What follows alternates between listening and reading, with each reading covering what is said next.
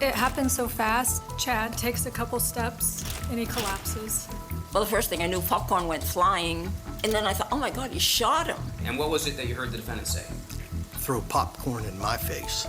I was never been that scared before in all my life. And I think I'm saying either no, no, no, or whoa, whoa, whoa. Suddenly my head was to the right, so he hit me with something. I'm looking up at this guy, and he looked like a monster standing there.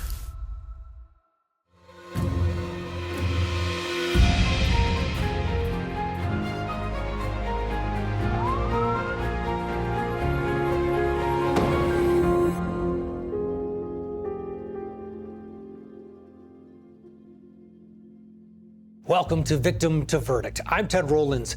On a January afternoon in 2014, an argument over a cell phone and a bag of popcorn turned deadly at a movie theater in suburban Tampa, Florida. 71-year-old Curtis Reeves, a retired police captain, and his wife Vivian were there in their seats ready to watch the movie Lone Survivor. Sitting in front of them, 43-year-old Chad Olson and his wife Nicole. Their 3-year-old daughter Lexi was home with a babysitter. During the previews, Reeves and Olson started arguing because Olson had his cell phone on. A few minutes later, after throwing a bag of popcorn at Curtis Reeves, Chad Olson was dying of a gunshot wound to the chest. The former cop claimed he was acting in self-defense. There is theater surveillance video, but it's very difficult to see. Prosecutors charged Curtis Reeves with second-degree murder. It took 8 years, but in February of 2022, the case went to trial in a dramatic showdown between a passionate prosecutor and two seasoned defense attorneys. The families sat on opposite sides of the courtroom, and Court TV legal correspondent Julia Janae was there for it all, starting with opening statements. Just inside of the Robert D. Sumner Judicial Center here in Dade City, Florida, the 6 jurors and 4 alternates are going to be hearing those opening statements. Mr. Rosenwasser? Members of the jury, what you're going to learn during the course of this trial is that back on January 13th of 2014, Chad and Nicole Olson decided to spend the day together. They decided on that day that they were going to put Lexi in daycare. And eventually, at some point on January 13th, they decided to go to the Cobb Grove Theater. They were going to see the movie Lone Survivor.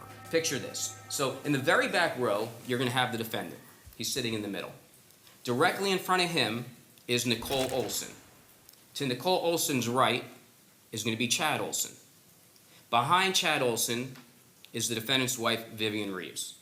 The scene was intense inside of that courtroom with these parties self-segregating in the gallery. There wasn't a center aisle, but on one side of those rows, those family members and friends of the victim. And on the other side, Vivian Reeves, the wife of the defendant. Scott Rosenwasser told this jury this was murder, not self-defense, and it was all over popcorn.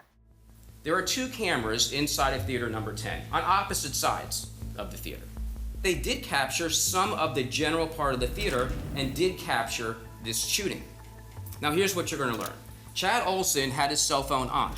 This defendant leans all the way in. The defendant's tone was kind of demanding. Turn your cell phone off. He was looking at Facebook. The evidence will show you, of course, that's no reason to shoot another man. We have to prove that the defendant acted with ill will, hatred, spite, or evil intent. The defendant states Chad Olson turns around in his seat, and now Chad Olson says some words to him. Now, in a perfect world, should that have happened? No. The evidence will show you can't shoot someone for that. Chad Olson stands up and continues, and he looks at the defendant. And during this conversation, while he's standing up, he says, if it's any of your business, and there may be in there, I was texting my daughter. Chad Olson reached over with his right hand into the lap area of the defendant and grabbed a bag of popcorn. And he grabbed that bag of popcorn and he brought it back and he flicked it at the defendant. At about that very same time, Nicole Olson, remember, she's sitting in front of the defendant. She's starting to reach over with her left hand while this is happening. And in the process of getting up to say, honey, it's just sit down. So her hand's up. When her hand is up, and while Chad Olson's hand's coming back from that popcorn toss, this defendant shoots. At the conclusion of this case, we're going to ask you to find the defendant guilty of murder in the second degree. The prosecution laid out their roadmap through those opening statements. The assistant state attorney telling the jury that this was about anger and retaliation from the defendant and not from a cell phone being thrown, which is what the defense was going to contend. Rosenwasser's presence, it filled this courtroom. It was clear from his demeanor that he believed in the guilt of that former officer. I thought that the prosecution did an outstanding job of laying out exactly what their case was going to be in detail, what we could expect to hear, and why the defensive theories would fail in their opinion. So the challenge for the defense here is to try to get the jurors to see it from Curtis Reeves' perspective, and that perspective has to be one of a frightened elderly man as opposed to a hothead with a gun in his pocket. Next, the defense took center stage with their opening statement, done by criminal defense attorney Dino Michaels, wearing his signature bow tie, telling a completely different story of self-defense. I believe Mr. Michaels will begin his opening statement. The government has to prove what the state of Florida has to prove in this case, beyond a reasonable doubt, that this was not justifiable. You're going to decide if it's reasonable if you were trained like Curtis Reeves. You're going to decide if it's reasonable if you're 71 years old. Let's talk about Mr. Reeves. All right. 27-year police veteran. Served his community for 27 years at the Tampa Police Department. Highly decorated officer. None more decorated in his years there. Throughout his years, he certainly learned how to assess the risk. He certainly knows how to spot danger. And so when he's in that theater, it's no different. He's got problems with his neck, his back, his shoulders, his hands, his hips. And so what does that do to an individual? Makes them more vulnerable. There's a white light coming from the phone, and it's in Curtis Reeves' face. He asks him politely, would you please put the phone away? The answer he gets is, I was texting my daughter, do you mind? He was annoyed. That's what you're gonna hear. That's gonna be a description. Annoyed when Curtis Reeves asked him to put away his phone. What you're gonna see, there was an attack before the popcorn was thrown. It wasn't just one on attack, and it wasn't just popcorn being thrown. You're the jury. You know what your job is. The prosecutor doesn't have to prove homicide here. They have to prove beyond a reasonable doubt that it was not justifiable use of force. If they can get jurors who have cared for someone who is in that age group, that juror might give more credence to the idea that, listen, when they get to a certain age, they get scared of everything and they don't act right. Coming up, the state begins their case against Curtis Reeves with eyewitnesses from inside the theater and their first witness, Chad Olson's wife, Nicole. I see his eyes were just glazed over, and I knew at that moment. But I tell him, Chad, me and Lexi need you. Please hang in there. We need you.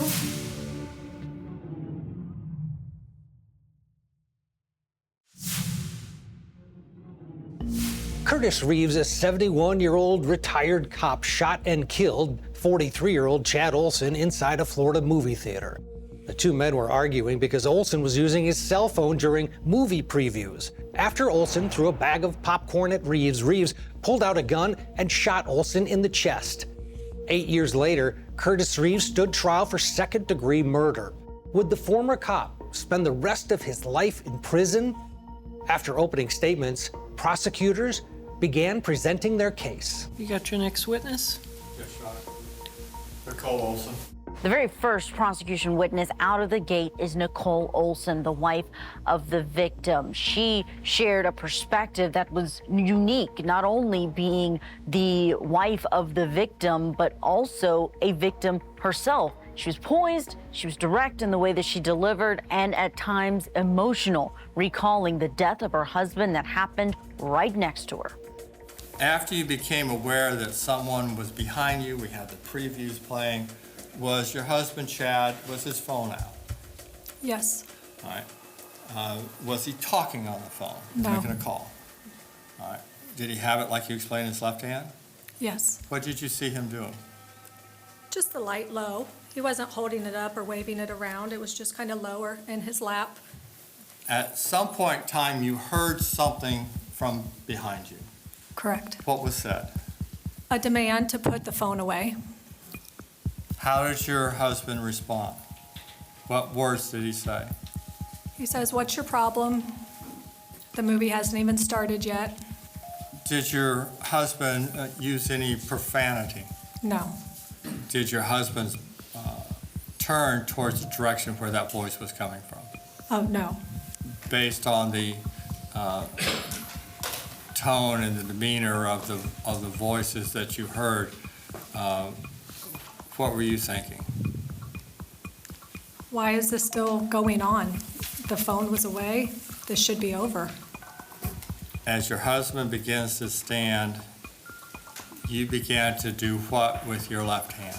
As I'm standing, I reach over just to tap his arm or tap him. As you are standing up and your arm starts to move over, do you feel a sensation in your hand? Yes.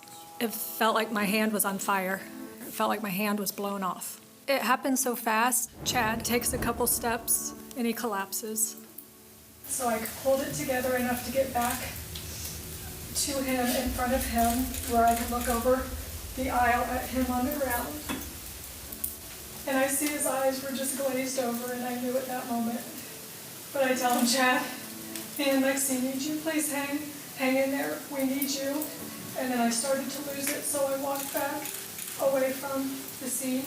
I think that her authenticity was the shining star. She spoke from a way that only someone who's lived this experience can really come from and present like.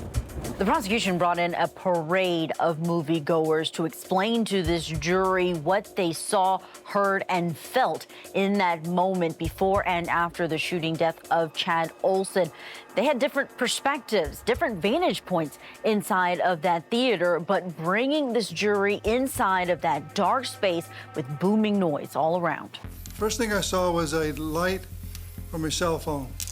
And I could see a light. I believe it was on his lap. He said something along the lines of, "I'm texting my babysitter," or "I'm texting my daughter's babysitter." Did you ever hear Mr. Olson threaten Mr. Reeves? No, I did not hear him say that. All right. Did you ever hear him drop the... I did not hear any curse words that day. Do you remember if there was, and I'm not going to say the word, but a word in there? Yes, sir. Okay, that's what you heard. Yes, sir. Did you ever see Mr. Reeves with his hand out and Mr. Olson chest almost on his hand and Mr. Reeves going, "Whoa, whoa, whoa," or "No, no, no"? No, sir. Did you ever see Mr. Olson climbing over his chair?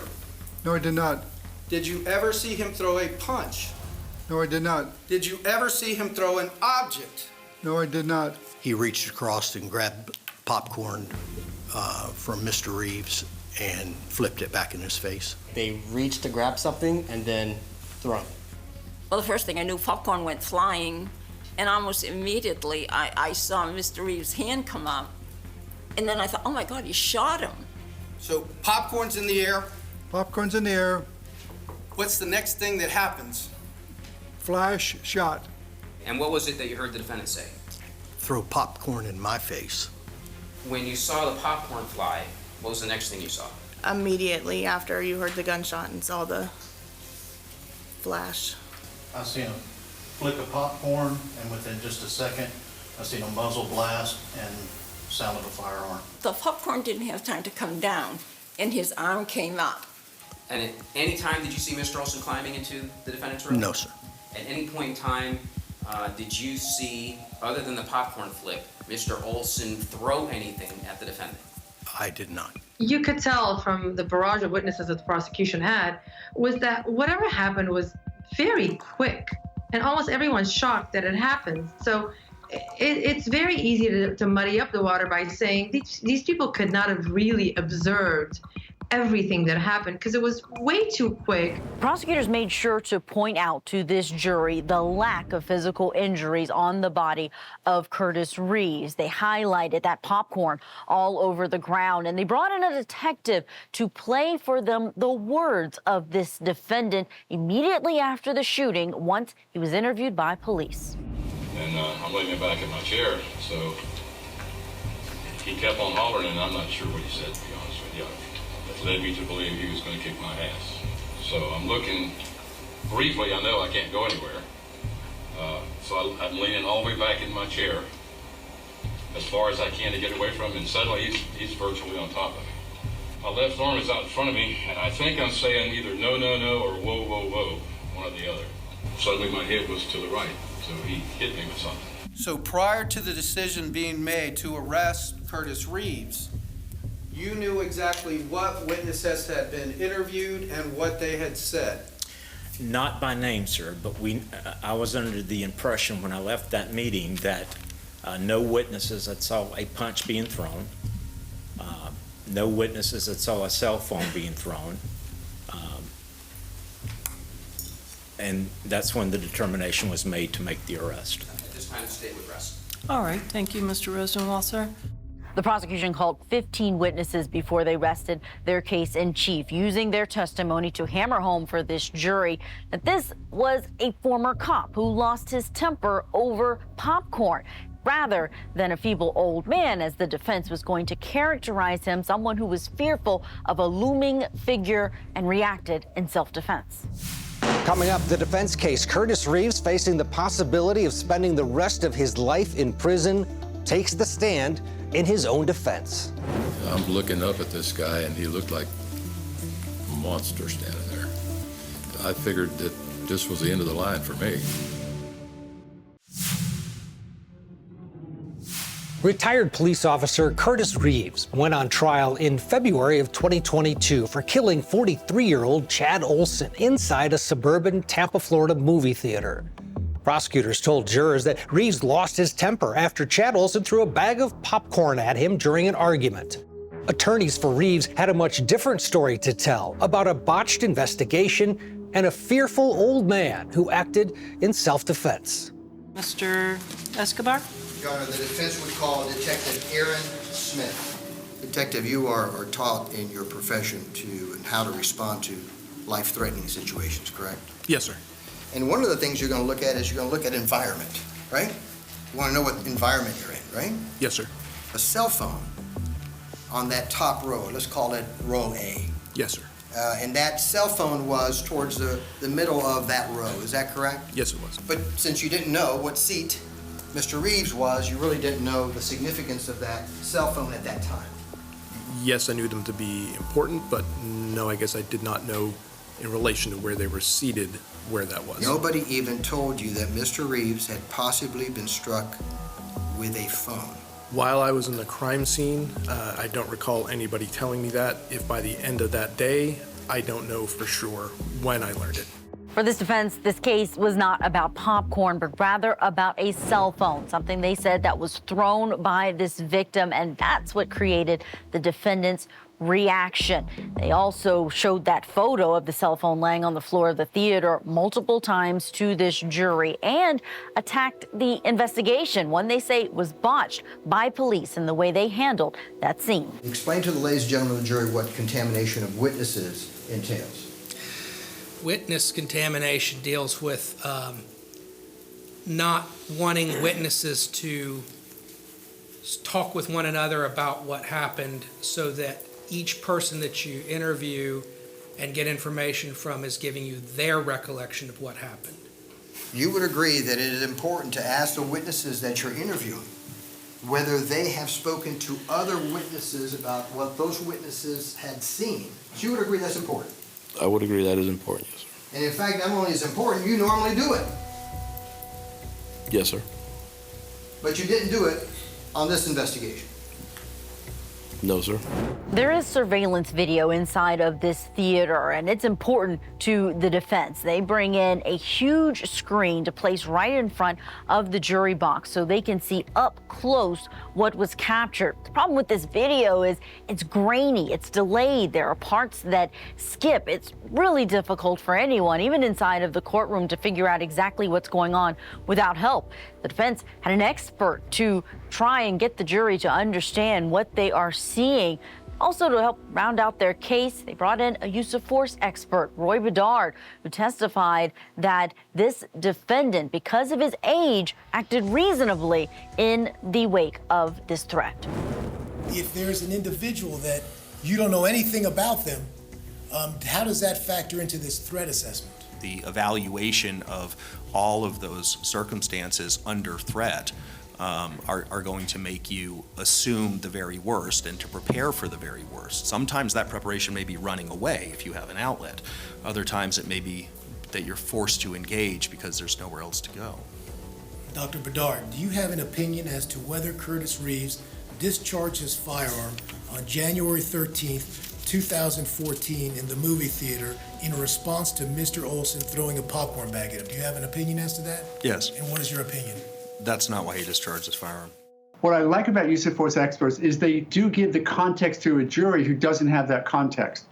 In this case, I thought he did a pretty good job. Again, it's easy to Monday morning quarterback. Walk in there and say, look, it's a hyper-stress situation. Even cops who are trained have a difficult time acting properly under times of stress. Certainly, in effect, an old guy who was a former cop would have the same concerns at all. So it's a real double-edged sword, the way I was looking at that testimony being presented. Before this trial, Vivian Reeves confirmed that in the moment after this shooting, she turned to her husband and asked him why he'd fired, telling him that he can't shoot a gun in a theater with people, and that his response was that he couldn't talk about it with her right then. That didn't come out in her testimony in front of this jury. Rather, she emphasized the fear she felt in the moment during that verbal altercation from Chad Olson. It seemed like his whole upper body was leaning towards Curtis. And when you observe that motion, how did it make you feel in terms of what it looked like to you? I thought he was coming over, and it just freaked me out. I was terrified. I didn't know what happened, and I couldn't believe it. I was never been that scared before in all my life. Now, were you scared because of Mr. Olson coming towards your husband? That's when it started. Did you look on the ground and see anything? I did. What did you see? I saw a cell phone and popcorn. Okay. And where was the cell phone located? It was between Curtis's feet. It wasn't the picture that I've seen. It wasn't that close. Like if this was the ledge, in the pictures I've seen, it looked pretty close, but it was further back when I saw it. She was a solid witness for her husband. She came across as someone very credible and also someone who would have been fearful in that moment. You could sense that from her in her testimony. The defense called as their last witness Curtis Reeves, walking to the stand with his cane, one that he didn't have during this shooting incident, but one that a later surgery required him to use. As a contrast to see him walk up with that cane, but also against his towering figure in front of this jury. Now, Mr. Reeves, tell the ladies and gentlemen of the jury what happens at this very moment. As I sit down, he's still talking loudly, and he's facing away from me.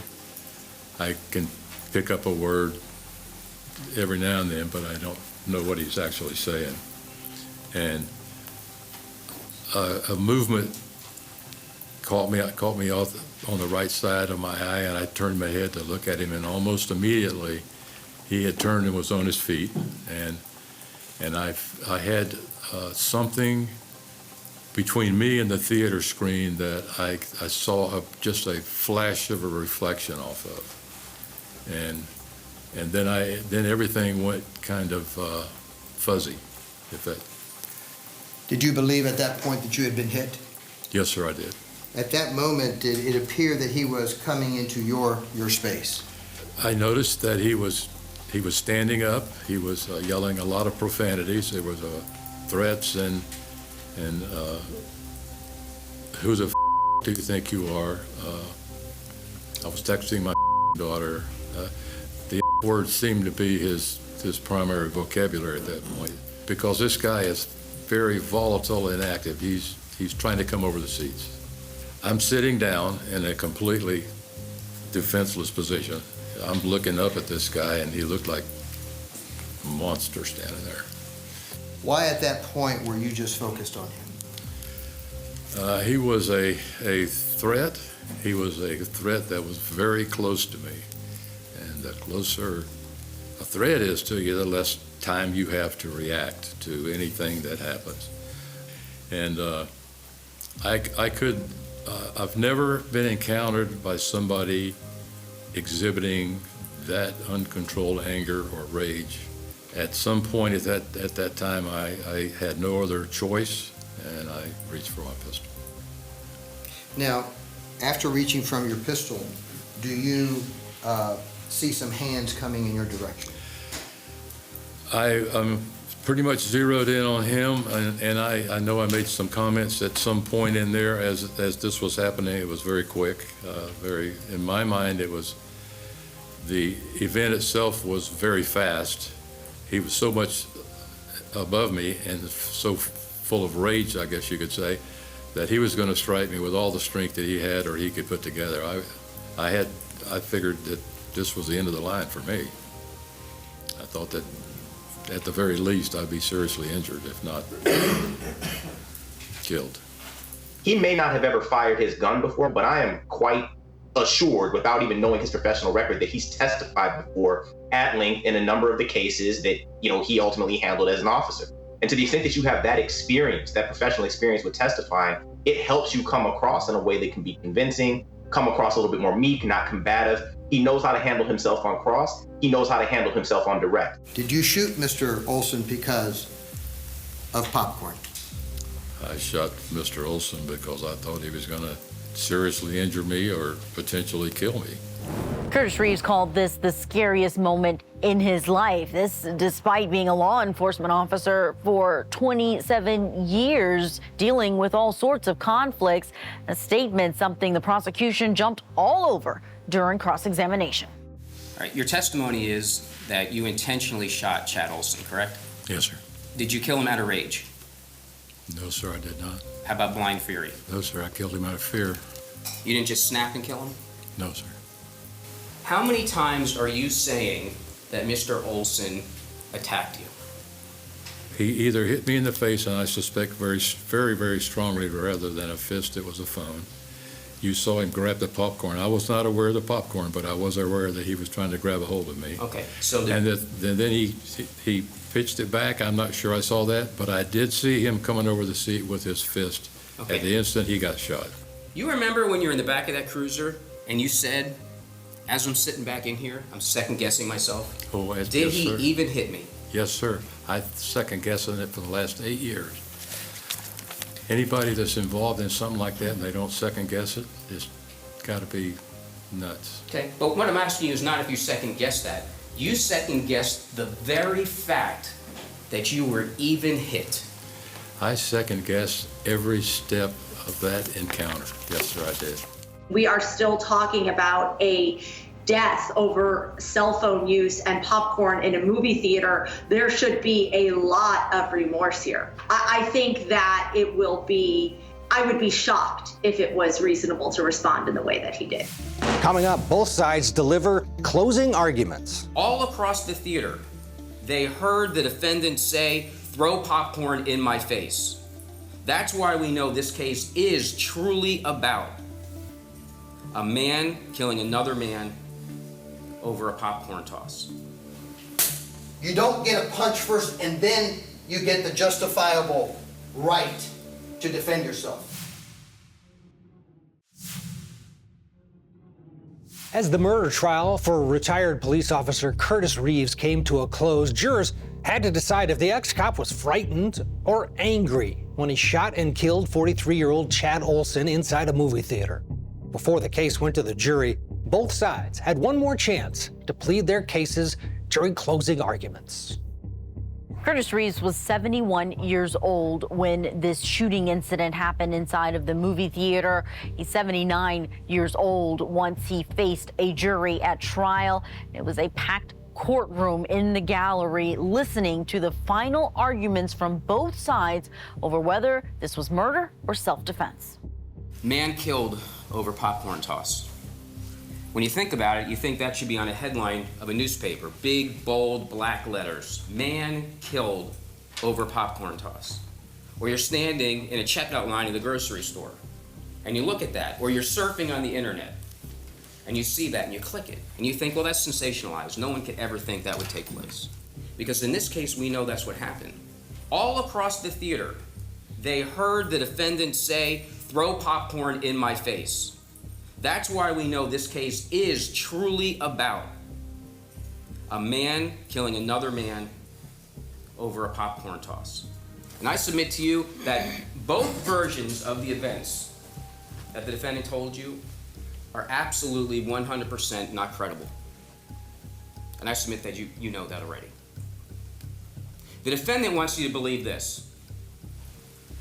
A retired captain from the Tampa Police Department who's been involved in robbery, homicide, fugitives, the Special Weapons and Tactics Team, also known as SWAT. Remember during his testimony what he's saying. Man, it's eye-opening. When I first started, the level of violence and the dangerousness, you wouldn't believe it. Yet that very same person wants you to believe the person that scared them the most is a father and a husband that said, "Leave me alone, I'm texting my daughter." Maybe he threw an in there. You can't kill anyone for a that's for sure. Is it reasonable to believe that that person, Chad Olson, scared him the most in his entire life in that moment in theater number 10? Now, what did all the witnesses tell you? All of them told you, yeah, it was dark. It was muted, it was dimmed, but we could see. We could see. We could see 5 seats down. We could see 10 seats down. When we get into the theater, we can see. That's the real evidence in this case. And what they saw was the defendant started and ended. What they saw was the defendant kill another man over a popcorn toss. And you know what? When people get older, they do age, and their bodies do change. In fact, the defendant was older and his body changed. Doesn't mean a single thing. Let's say he was sitting in a theater with 2 broken legs and a rotator cuff injury, and someone threw popcorn on him.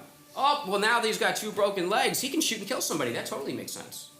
You know what? His back's hurting really bad. He's got a herniated disc. Popcorn goes on him. Yep, absolutely. We can kill him. Sure, you get older, you can just kill people. But what's he say? He says that when Chad Olson stands up and the popcorn falls by the wayside, it's at that time this attack happens that's not seen on video or by anybody in the theater, including his wife. And he says at that time is when he was hit by the phone. But he doesn't really know, because when he looked down, he saw the phone, so he just put 2 and 2 together. But on the stand, he talks about this phone attack happening 8 seconds before. How in the world is that? He changed his story.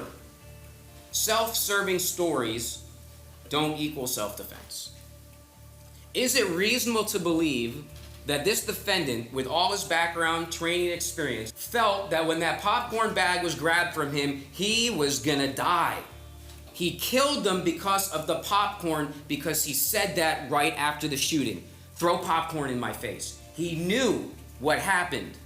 It's not just a hands coming towards him. He knew what it was. And when you watch the video, you see the popcorn and you see from the hip the shot. That's this case. He started it and he ended it. Great framing device. And then when he gets to the heart of the matter, you know, you can't claim you're old and shoot somebody. He made that point really well. You know, if somebody had broken legs and was sitting there and somebody throws popcorn on him, you can't shoot him. Somebody has a herniated disc, you can't shoot him. If you're old, you can't shoot him. I think he did an excellent job of making his case and of dicing up what the defense is expecting to present. Mr. Escobar? Thank you, Your Honor. Counsel. You don't judge a person until you have walked a mile in their shoes. It's a very wise old saying, and one that actually is embodied in the laws of self-defense, not only in the state of Florida, but in this country. The Constitution of our great country embodies the right and the law of being able to defend yourself. The law of self-defense requires each and every one of us to stand in the shoes of Curtis Reeves, a 71-year-old man at the time of this incident. Curtis Reeves reasonably believed that the force was necessary to prevent, let's circle it, prevent. You don't get a punch first and then you get the justifiable right to defend yourself. That's not how it works. The danger facing Curtis Reeves need not have been actual.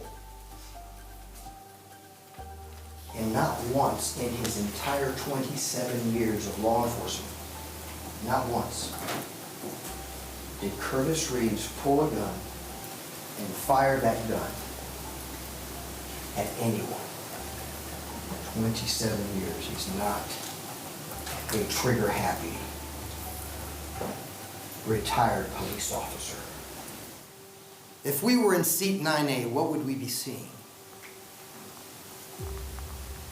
We'd be seeing those hands coming at you. That's what we would be seeing if we were in seat 9A. Why would Mrs. Olson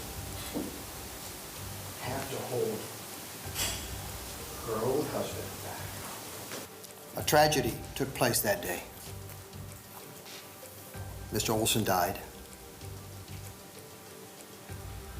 A family lost a husband. Child lost a father. The defense's closing argument went a lot longer and compared to the prosecution's in front of this jury. The defense laser focused on something different, a cell phone lying on the floor of that movie theater. They say that is what was thrown at this defendant, not the popcorn. Clear in the other row, row A.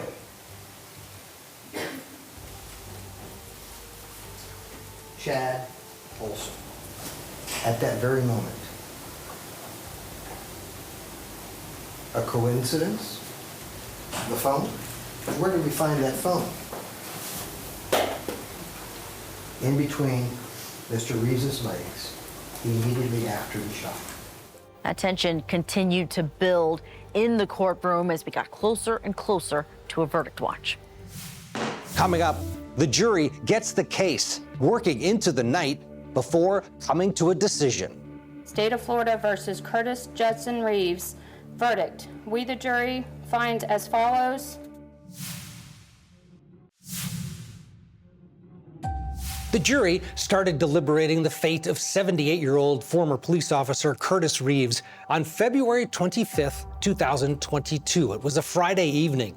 The next day, Reeves' daughter, who had attended the trial, was getting married.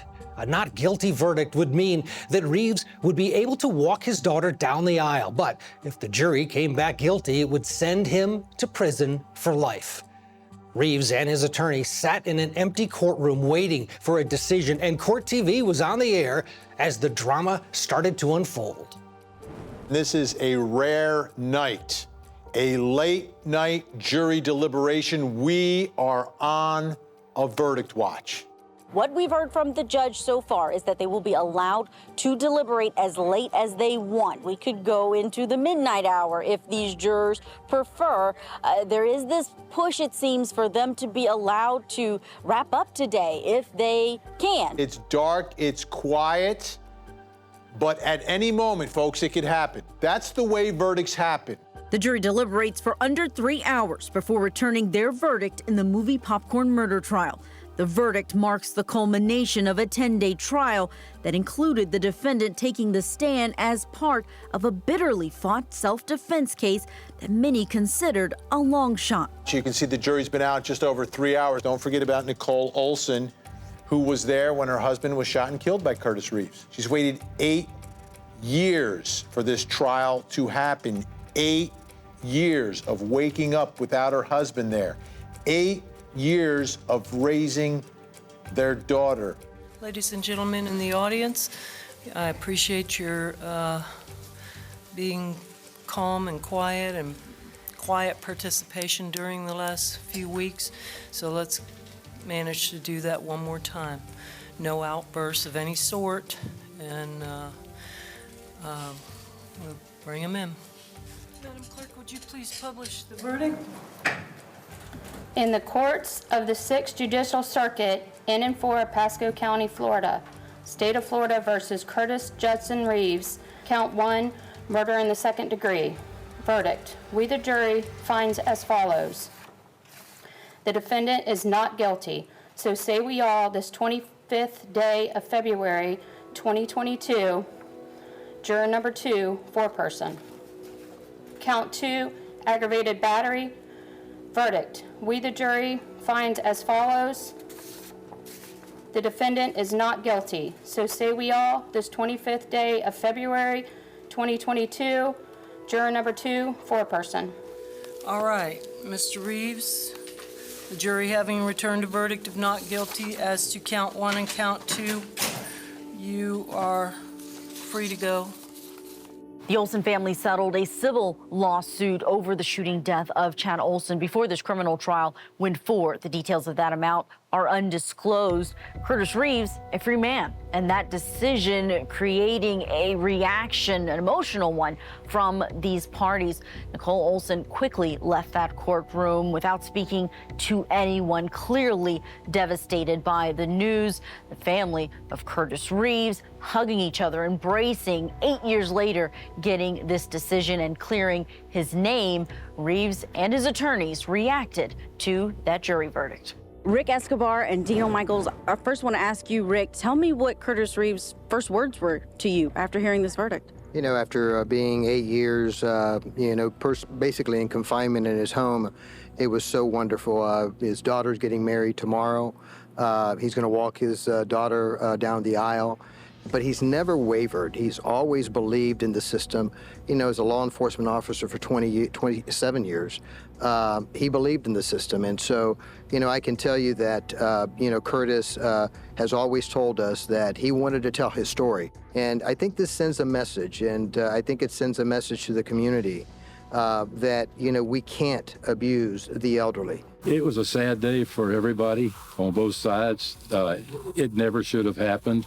I never wanted it to happen. I never planned for it. I never even in my wildest dreams ever thought anything like this would ever happen. And it, like I say, I feel as touching for them as I do for my own family. I guess as long as the individual just says, hey, I'm in fear, I guess that's enough to convince someone that they're in fear. Even though, Mr. Reeves is not a tiny man, I understand that he may have been a senior citizen at the time, but he was 6'2", 270 pounds. Former karate champion, as he indicated on multiple occasions, former SWAT team member and in charge of SWAT. If anyone could have defended themselves, and even forget that, if anyone could have de-escalated a situation and or understood how to remove themselves from that situation, that's this man. It's been a long 8 years, and I couldn't wait for it to be over with. I'm very proud of my team of lawyers here that did a fantastic job in bringing out the truth, and hopefully you guys will put the truth in the paper for a change. Curtis Reeves attended his daughter's wedding day after the verdict. Chad Olson's daughter continues her life without her father, all because of a movie theater fight over a phone and a bag of popcorn.